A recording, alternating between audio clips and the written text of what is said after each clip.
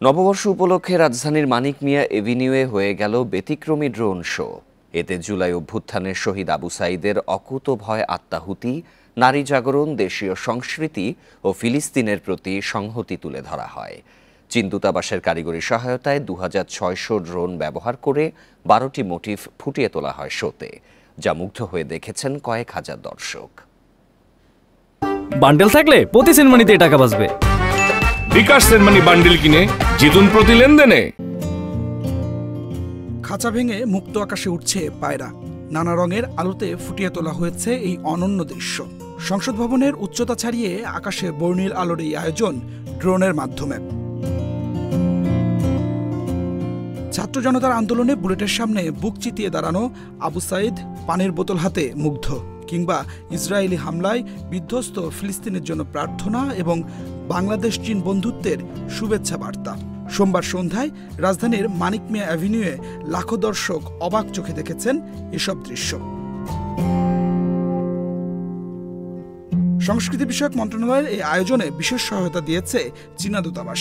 14 মিনিটের প্রদর্শনীতে ড্রোনের মাধ্যমে তুলে ধরা হয় 71 থেকে 24-এর গণ অভ্যুত্থানের চিত্র।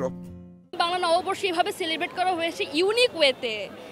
সো এটা আসলে খুব এক্সাইটিং একটা বিষয় যে আমাদের নতুন একটা স্বাধীনতার পর নতুন একটা বাংলা নববর্ষ সেলিব্রেট করাটা খুবই ভালো লাগছে। হ্যাঁ, ড্রোন শো অসাধারণ অসাধারণ। এটা আমি মনে হয় বাংলাদেশে প্রথম দেখলাম, খুবই সুন্দর হয়েছে।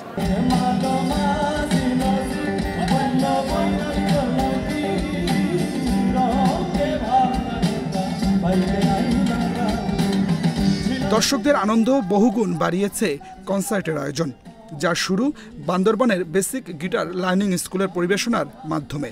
এরপর একে একে মঞ্চ মাতিয়ে তোলেন লোকশিল্পী ইসলাম উদ্দিন পালাকার, আরুজ আলী সহ এই সময়ের জনপ্রিয় তরুণ শিল্পীরা।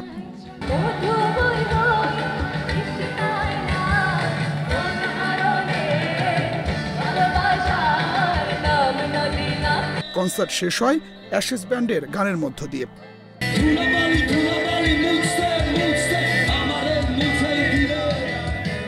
এত বড় কনসার্ট সংসদ ভবনের সামনে এটা আজকে এই প্রথম আমার দেখা।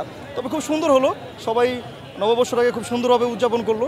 খুব ভালো লেগেছে, খুব আনন্দ করেছি। এই প্রথম আমার কনসার্ট দেখা, আর এত মানুষের ভিড়ে খুব সুষ্ঠুভাবে সুন্দরভাবে কনসার্টটি হয়েছে। সব জাতিগোষ্ঠী নিয়েই এবারের নববর্ষ উদযাপন, জানালেন সংস্কৃতি উপদেষ্টা। আর এমন আয়োজনে অংশীদার হতে পেরে উচ্ছ্বসিত চীনের রাষ্ট্রদূত। ড্রোন পরিচালনায় অভিজ্ঞ চীনের 13 জন পাইলটন এই শো পরিচালনা করেন। চীন সবসময় বাংলাদেশের বন্ধু হয়ে পাশে থাকবে। বাংলা নববর্ষে সহযোগিতা করতে পেরে আমরা সত্যিই আনন্দিত। সবাইকে শুভ নববর্ষ।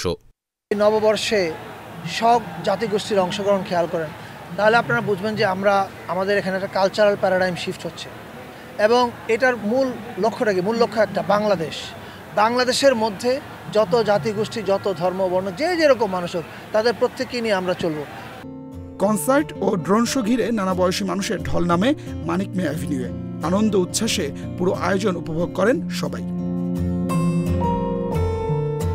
Adilur Rahman, independent news, Dhaka.